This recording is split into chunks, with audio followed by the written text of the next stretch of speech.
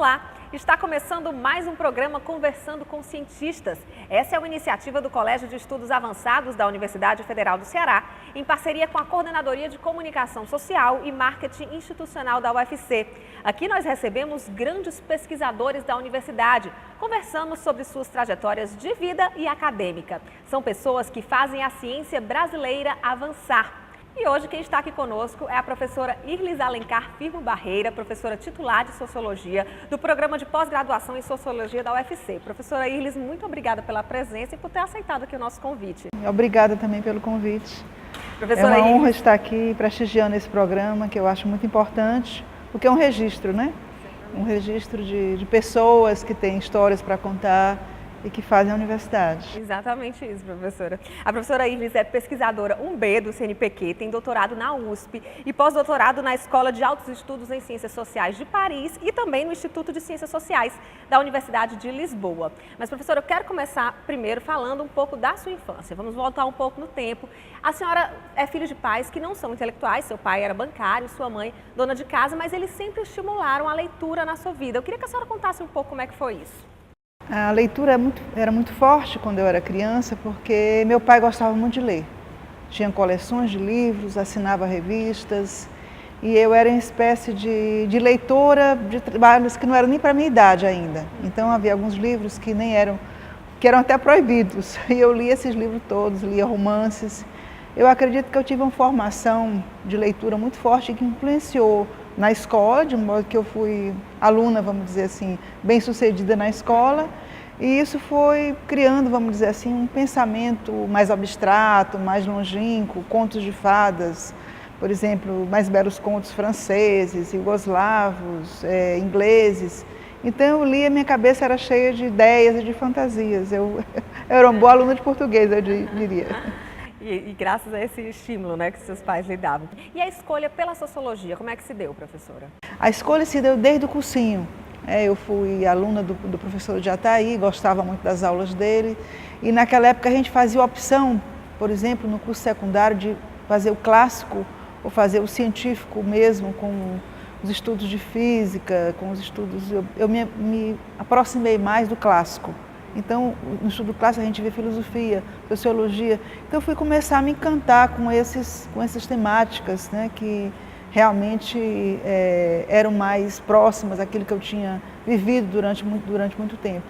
Então, eu fiz a opção desde o secundário. Quando foi na época do cursinho, a gente optava fazer o cursinho para ciências humanas ou para ciências, vamos dizer assim, exatas, ciências naturais. E eu fiz para ciências humanas, de modo que eu fui gradativamente optando, não inicialmente pela sociologia. A sociologia era um curso novo, e eu optei inicialmente pelas ciências sociais. Aí a filosofia realmente, a sociologia, né, e a filosofia eram duas opções, mas a sociologia me interpelou muito mais, né? Nós tínhamos colegas que faziam o cursinho juntas, conversávamos, discutíamos, e aí apareceu, vamos fazer sociologia. Era economia ou sociologia, eu me lembro que a gente ficava na dúvida, que a economia era uma carreira mais promissora, a sociologia era uma carreira muito nova, mas assim, naquele momento eu me encantava muito mais com a possibilidade de me envolver com sensibilidade, de pensar a vida social, de pensar nas possibilidades de fazer pesquisa. Então, esse caminho foi um pouco por aí. E fazer o que a gente gosta acaba que dá certo, né, professora? Poderia até não ter dado, porque eu acho que eu fui, ao longo da minha carreira, eu fui tomando gosto, como se diz, tomando gosto. Quando a gente faz opções, assim, ainda muito nova, entrando na universidade, não dá para pensar como algo muito definitivo, mas eu fui gostando dos professores, gostando das leituras, me encantando, viajando, de modo que eu penso que a minha carreira, ela foi um pouco assim, plantada no dia a dia, no cotidiano. Ela não é algo, vamos dizer assim, tão vocacional desde o início. Eu fui me construindo ao longo do tempo. Professora, a senhora entrou aqui no curso de Ciências Sociais da UFC como aluna em 1970, né? Em um momento que o Brasil vivia uma das fases mais duras da ditadura. Como é que foi vivenciar o curso durante esse período? De fato, naquele momento, eu lembro que nós tínhamos colegas que estavam, vamos dizer assim, ou perseguidos, ou presos, ou exilados. E para mim era uma enorme curiosidade, porque de fato eu era mais caseira, não tive militância, vamos dizer assim, nos colégios secundários. e eu me surpreendi quando entrei na universidade, né, com aquelas pessoas assim críticas, e me aproximei de algumas pessoas que tinham um pensamento mais contestador. Eu não vejo assim por acaso, né? Eu acho que eu era uma pessoa que tinha uma visão mais ampla de como as coisas funcionavam, sem ser efetivamente uma militante. Então, eu me aproximei efetivamente de grupos. Nós tínhamos grupos de estudo, tínhamos grupos de, vamos dizer assim, de música, grupos de dança, de festinhas, finais de semana, de modo que eu tive uma sociabilidade muito intensa na universidade. Eu acho que naquele momento vivia-se a universidade, até mais que hoje. A gente tinha colegas que a gente saía, via filmes juntos, então tínhamos grupo de muitas trocas intelectuais. E sobre essa época da faculdade, eu também queria saber um pouco como é que surgiu esse interesse pela academia, pela pesquisa durante a faculdade. Algum professor foi decisivo nessa escolha da senhora para ir para esse rumo da ciência social? Pronto. Aí eu cito, por exemplo, o professor Luiz de Gonzaga Mendes Chaves, que dá nome ao nosso auditório. Ele foi muito importante numa época em que havia uma experiência chamada CRUTAC, que agregava pessoas, alunos da medicina, alunos da engenharia, alunos da sociologia, da antropologia. Nós nos juntávamos, íamos para interior, por exemplo, para Itapipoca, para fazer estudos de comunidade, e a gente discutia. Esse professor, ele era uma espécie de líder intelectual da época e nos incentivava a fazer estudos de comunidade, entender os costumes, né, sobre a cultura local, o modo de sobrevivência daquela população. De modo que a gente foi fazendo relatórios de pesquisa e observando. Eu diria que esse foi um elemento formador muito importante. Para mim e para colegas da época, a professora Sulamita também fazia parte desse grupo do CRUTAC. E em 1974, no ano seguinte que a senhora concluiu a sua graduação, a senhora foi fazer o mestrado na UNB. Como é que foi essa experiência lá, professora? A experiência eu acho que foi muito desbravadora, porque naquela época, a UNB era uma universidade, vamos dizer assim, em processo de ascensão, e a própria cidade, né, a própria capital federal, ela unia pessoas de várias localidades. Então, convivíamos, por exemplo, com mineiros, com cariocas, com paulistas. Não havia um sotaque único, mas uma mistura de experiências também. Então, nós saímos de casa, né, para morar juntos, eu e mais algumas colegas, para fazer o curso de mestrado. Então, foi uma ruptura com os laços familiares, foi um modo de viver, vamos dizer assim, autonomamente, pessoas que cuidavam da sua própria casa, cuidavam da alimentação, que estudavam. E a UNB era assim, aqueles imensos gramados, a universidade com biblioteca que funcionava dia e noite. A gente ficava em lugares que a gente chamava assim, as catacumbas, onde a gente passava o dia inteiro, estudávamos e líamos muito. Então, eu acho que esse é um momento enorme de ruptura, essa experiência da universidade brasileira nessa época. A senhora estudou no mestrado da classe operária, né? Quando chegou aqui, não foi fácil conseguir emprego. Aí a senhora foi ensinar em Campina Grande. Como é que foi essa experiência? Como é que foi chegar e já com esse mestrado e não conseguir se colocar no mercado aqui, local? Como é que foi isso? Então, eu acho que o mercado em sociologia era um mercado ainda incipiente, né? Eu tinha saído e estava assim, sem contatos, vinha com um tema que era um tema um pouco, vamos dizer assim, talvez considerado rebelde, tema sobre autonomia da classe operária, discutindo greves, onde aqui ainda essa questão não era, vamos dizer assim, tão discutida na academia, né? De modo que eu fiquei um tempo, vamos dizer assim, sem saber muito o que fazer. Quando apareceu a demanda para professores jovens irem para, vamos dizer assim, dar um incentivo à universidade. Em Campina Grande teve um boom de professores vindo de várias localidades e nesse momento eu fui. Eu era casado, o professor César Barreira foi também, e nós fomos convidados para dar aulas de sociologia. E lá eu acho que reforcei esse laço, que eu diria até brasileiro, porque nós tínhamos convivência com professores de várias universidades, do Rio, de São Paulo, como eu já falei, enfim, até com internacionais também. E aí, de fato, consolidamos o curso de sociologia lá. Eu era professora de teoria, também professora de metodologia, e lá eu fui, vamos dizer assim, realmente constituindo e dando prosseguimento à minha formação.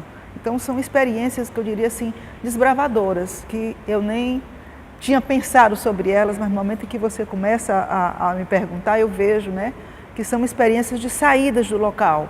Eu acho que essas saídas do local são importantes, não só para você ter contato com outras realidades, com outras cidades, com outros modos de viver e de pensar, né? E também fazer as instituições, porque de fato a gente em Campina Grande meio que fazia a instituição, né? Estávamos criando, vamos dizer assim, possibilidade de pesquisa, intercâmbio. Naquele tempo realmente as instituições estavam instituindo os programas de pós-graduação e de graduação, né? Como MEC, CAPES, então nós estávamos vivendo uma experiência muito interessante, muito inovadora. Professora, e aí em 1980 a senhora ingressa como professora da UFC. Esse caminho foi natural? Chegar e voltar para a UFC, ser professora da Universidade Federal do Ceará foi um caminho natural para a senhora? Como é que foi isso? Sim, nós estávamos em Campina Grande e algumas pessoas começaram a voltar ao seu local de origem, porque as universidades estavam abrindo vagas, né? Não havia opção de ficar lá definitivamente. Sentimos que alguma missão já tinha sido cumprida, que era um pouco fazer a universidade, ficar lá um tempo, implementar o curso, valorizar o curso. Então apareceram assim vagas, né, para professor da universidade. E nós ficamos muito encantados com essa possibilidade de vir. Abriu um concurso, o concurso tinha 3 vagas, então viemos eu e César fazer esse concurso e aí nos integramos à universidade, né? E me senti muito bem em voltar. Nessa época já tinha minha filha, né? E era muito importante, vamos dizer assim, ter os apoios também familiares para prosseguir na carreira. Sim, sim, é muito importante. Professora, quando a gente analisa alguns dos projetos de pesquisa da senhora, a gente vê que a senhora trabalha muitas áreas, muitas temáticas, né? Política, gênero, ocupação de espaços públicos. Eu queria que a senhora me explicasse um pouco como é que foi se dando o interesse por esses temas, né? Por exemplo, no mestrado a senhora trabalhou a classe operária, no doutorado, movimentos sociais. Então são temáticas diferentes. E como é que surgiu esse interesse por essas temáticas, por ir por caminhos diferentes? Sim, eu acho que talvez o guarda-chuva dessa temática foi um pouco sempre me interpelar por aquele lado da sociedade que é o lado que eu diria assim, o lado crítico, contestador, né? Tanto no primeiro tema como no segundo, eu tenho 2 formas de contestar, de pensar o mundo social na sua diferença, a possibilidade de se constituir um discurso e uma prática social diferente, de ter mudanças, de pensar o Estado, de pensar o poder, de pensar as políticas públicas. Então, tem uma parte forte do meu trabalho que se encaminha por esse lado, né? Depois, ele foi tomando outras conotações, porque aí eu fui trabalhando temáticas ligadas ao gênero também, que é uma parte da vida social que mantém um discurso, vamos dizer assim, de reivindicação de um lugar, de um reconhecimento. E depois política, eleições, e aí eu fui me encaminhando por esse domínio que eu diria assim mais discursivo de pensar a vida social, feita não só de práticas, mas também de representações, de ideologias, de visões de mundo. De modo que eu escrevi uma vez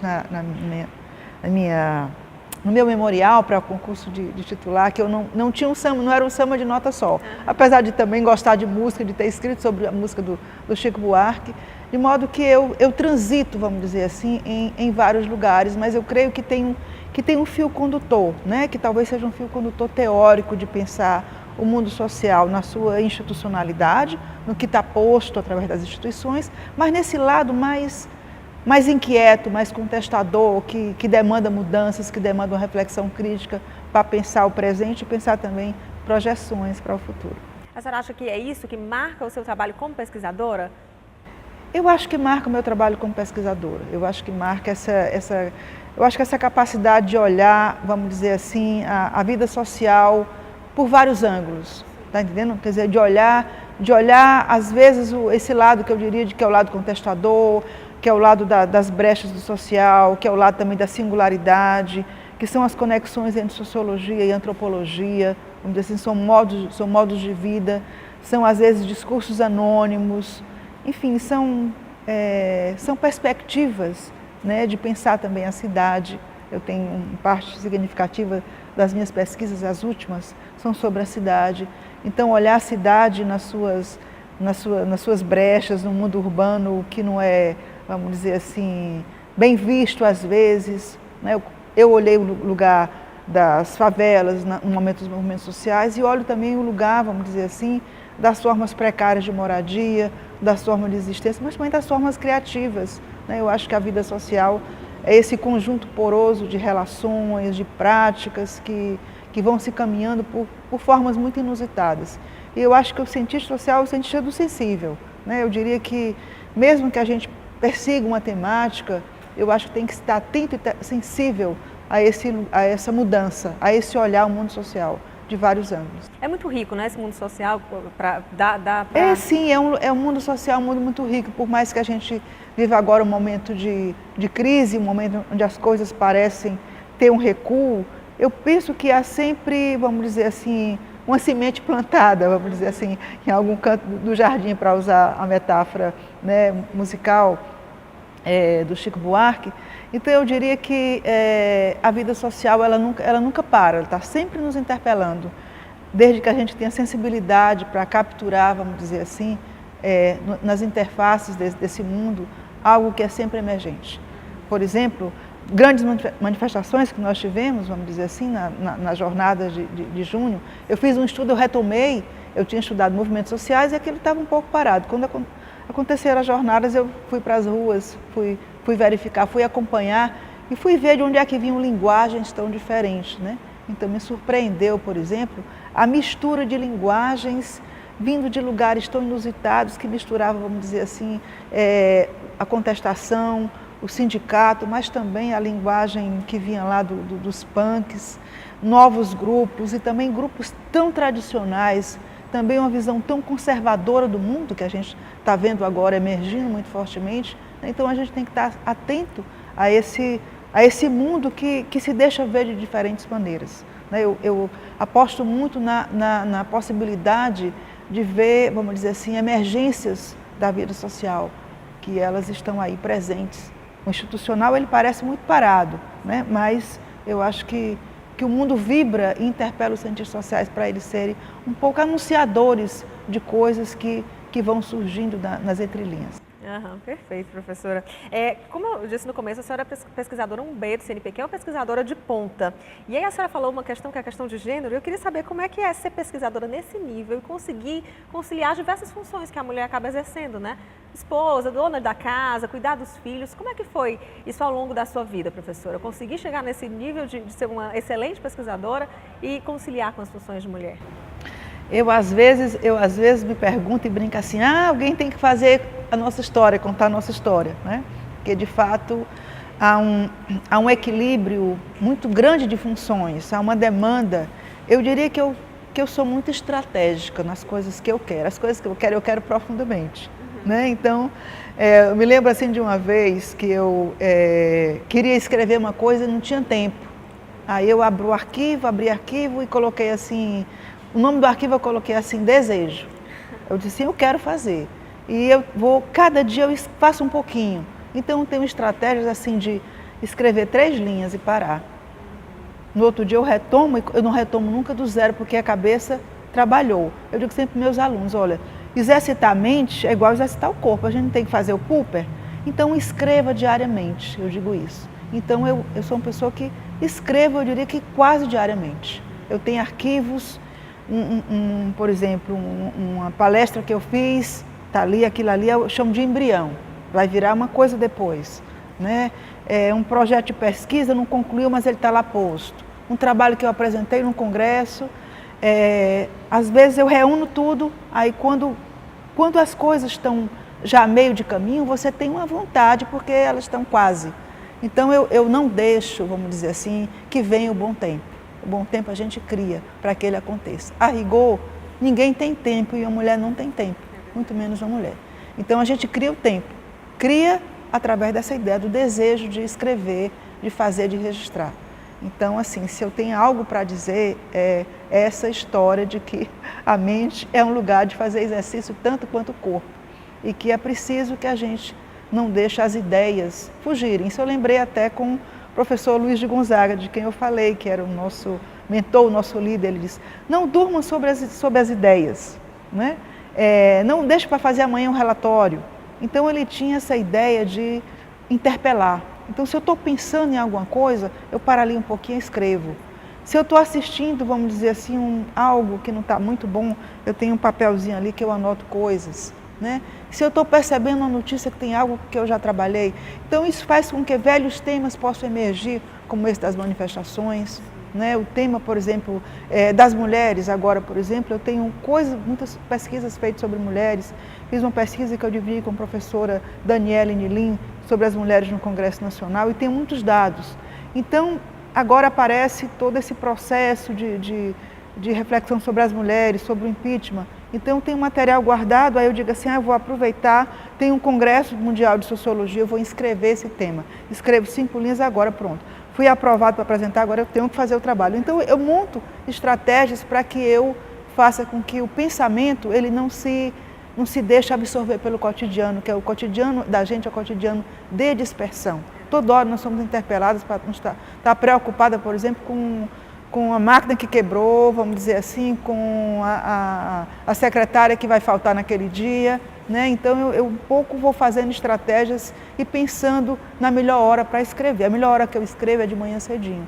Por exemplo, teve esse último trabalho que eu publiquei, que eu chamo um livro, o Labor Criativo na Pesquisa, foi publicado aqui pela universidade, no edital de trabalhos universitários, era teses e pesquisas universitárias, e eu pensei assim, eu vou tomar o meu material que eu tenho, esses materiais que estão, alguns já publicados, outros não, e outros que estão embriões, como eu falei, vou fazer uma releitura de como é que, em vez de eu pensar como fazer a pesquisa, que às vezes fica meio manualesco para passar para os alunos, eu vou dizer assim, como eu fiz.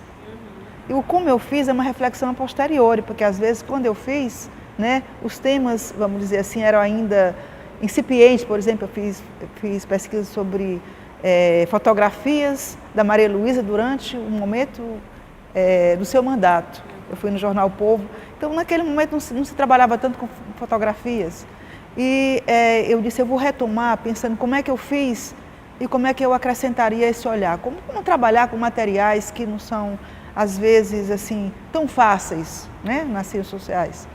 E eu retomei esses trabalhos inteiros e escrevi sobre os programas de curso de metodologia, de modo que foi um pouco assim, um agregar. Por que ele foi possível?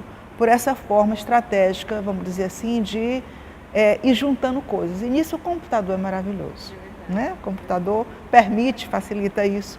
E eu me inspiro também muito no Wright Mills, que fala da sociologia como artesanato. Na realidade, nós somos artesãos e artesãs do conhecimento. Temos que montar o nosso laboratório no que está posto aí pelo mundo e nas pesquisas também, porque quando vem financiamentos, você falou pesquisadora 1, né? Então eu sempre gostei de pesquisar e sempre me senti assim muito confortável com a ideia de ter alguém ou ter uma instituição que pagasse para que eu fizesse pesquisa. Eu sempre achei isso um enorme privilégio. E aí vou para os editais, aí escrevo projetos, né? Eu gosto da escrita e, enfim, vou concorrendo com esses projetos. Eu falaria muito mais do trabalho, sabe? Eu pensaria que o mundo intelectual é o mundo do trabalho também. Às vezes a gente mistifica, né? Quando você pergunta. Diga a sua infância. Eu suponho que você diz assim, desde criança era uma pessoa... Não tem isso não, né? Eu não penso nessa ideia da exemplaridade ou da genialidade, eu penso no trabalho. Eu sou uma grande trabalhadora, eu diria. Eu trabalho muito. Tudo que eu tenho eu construo, tá entendendo? Eu construo, eu escrevo, eu faço. Se tem um projeto eu estou fazendo, eu estou refletindo, eu estou procurando fazer pelo gosto de fazer e pelo desejo também de reconhecimento que todo mundo tem. O ato de fazer sempre demanda um reconhecimento, mas eu não quero mistificar a ideia do cientista como alguém, vamos dizer assim, com características peculiares. Eu gostaria de pensar na ideia do trabalho artesanal. O trabalho de criação é um trabalho constante e cotidiano. Bacana, professora. Professora, a senhora citou anteriormente a antropologia. Eu queria que a senhora falasse um pouco da interdisciplinaridade que existe na sua área de estudo. Então, o nosso curso de Ciências Sociais, ele tem uma natureza interdisciplinar, no sentido que tivemos uma formação em antropologia, em sociologia e ciência política. O professor Luiz Gonzaga, era um antropólogo que nos fazia ver, vamos dizer assim, as expressões culturais, os comportamentos, de modo que eu tive sempre uma relação, vamos dizer assim, forte com a antropologia. Mas eu fiz a opção pela sociologia por conta do curso de mestrado, na UNB era sociologia, e o curso de doutorado foi em sociologia, a gente tinha que optar por uma área ou outra. Depois, entrei em contato com um grupo que se chama Núcleo de Antropologia da Política, do qual eu sou pesquisadora, eu faço parte. Emergiu esse núcleo, né, a partir da vinda do professor Moacir Palmeira, que é antropólogo, e nesse momento nós estudávamos campanhas eleitorais, não da perspectiva de verificar as chances de um ou outro partido ganhar, mas o que acontecia na chamada época da política. Como é que os comportamentos se modificavam, como é que a época da política ela criava, vamos dizer assim, discursos próprios, criava rituais. E eu fui olhar as eleições a partir de dimensões que a antropologia olha, que é os rituais de campanha, os comícios, as passeatas, o modo como as mulheres se apresentavam com um discurso singular que buscava ser reconhecida, porque elas diziam, eu sou mulher mais. Ou então, porque eu sou mulher, eu sou mais sensível, mais organizada. Então, eu olhava a singularidade dessa proposta discursiva para uma categoria, né, de mulheres que era pouco reconhecida no cenário político. Então, eu atentava para essas dimensões. As músicas na época da política, né, os programas televisivos, o modo como os programas eles capitalizavam as emoções, na época em que, por exemplo, havia aquela história do medo, né, o medo de votar no PT, em que o medo foi posto como elemento, a tônica para votar num ou no outro partido. Eu fiz um trabalho sobre o tema das emoções na política, discuti biografias na política na época da campanha do Lula e Fernando Henrique Cardoso, como é que cada biografia era apresentada, em que um se dizia destituído de uma série de coisas e criava uma identificação com os destituídos, vamos dizer assim, da história brasileira, né? E Fernando Henrique, que era um pouco o príncipe, o bem-nascido, que aparecia como alguém que tinha um projeto e tinha um saber e tinha uma competência. Então, eu discuti momentos cruciais na vida da sociedade brasileira, mas muito a partir dessas dimensões simbólicas e discursivas. Então, eu diria que isso tem uma forte influência da antropologia, né, que permite olhar, vamos dizer assim, a vida social a partir de práticas, de discursos e de percepções que são incorporadas pelos vários atores. E professora, do ponto de vista ético, existem desafios nessa sua área? E se existem, quais são? Eu acho que existem desafios em todas as áreas, e desses desafios, vamos dizer assim, éticos, eu acho que eu me senti mais desafiada do ponto de vista ético no momento em que eu fiz uma pesquisa sobre um assassinato, que não começou por aí. Eu comecei pela viúva, que era uma candidata política, eu estava interessada nas candidaturas de mulheres, né? E nesse momento ela era candidata porque o seu marido havia sido assassinado. Então ela tinha um discurso diferente das mulheres. As mulheres diziam assim, eu sou candidata por uma questão pessoal, não estou acompanhando discurso e nem proposta, nem trajetória de marido ou de familiares. E ela dizia assim, eu vou continuar a obra do meu marido. Então eu tinha vontade de ver o lugar dessa formulação, como é que ela aparecia, em que circunstância. E de fato, aquele era um momento de denúncia. Por isso ela tinha um discurso de continuidade para tentar, vamos dizer assim, suprir essa saída brusca do marido do cenário político. Bom, então eu vou entrevistar as mulheres que fazem parte, vamos dizer assim, dessa estratégia discursiva de denúncia. E aí, como fazer? Né? Enfim, as pessoas envolvidas eram deputados. Eu tinha o dilema ético que eu usei assim, eu vou trabalhar com o que está posto no cenário público, na imprensa. Eu não vou, vamos dizer assim, colocar nos meus trabalhos algo que apareça acusatório ou ameaçador para qualquer uma das partes envolvidas. Eu não vou fazer avaliações, mas eu vou colocar no cenário público os silêncios, os discursos, as estratégias, o modo como o sentimento aparece na esfera pública, como ele é politizado. Então, a minha pergunta não é se esse sentimento corresponde ou não a um ato, a um feito, né, a uma denúncia, mas como é que o sentimento na vida social ele é possível de ser expresso, vamos dizer assim, como as mulheres são protagonistas desse sentimento, porque se os homens eles entram na disputa e no conflito político naquele momento, eles entram com significante vingança. E as mulheres eram as únicas que podiam denunciar, mas podiam chorar, podiam fazer muitas coisas que elas fizeram nesse momento. Então eu fiz um trabalho que eu acho que é um trabalho muito bem recebido, chama Memória, Sentimento e Espaço Público. E eu trabalhei porque aí eu acho que tem esse olhar antropológico, tá entendendo? Quer dizer, olhar para o sentido atribuído pelos atores sociais, pela presença forte da cultura e dos símbolos, como elementos, vamos dizer assim,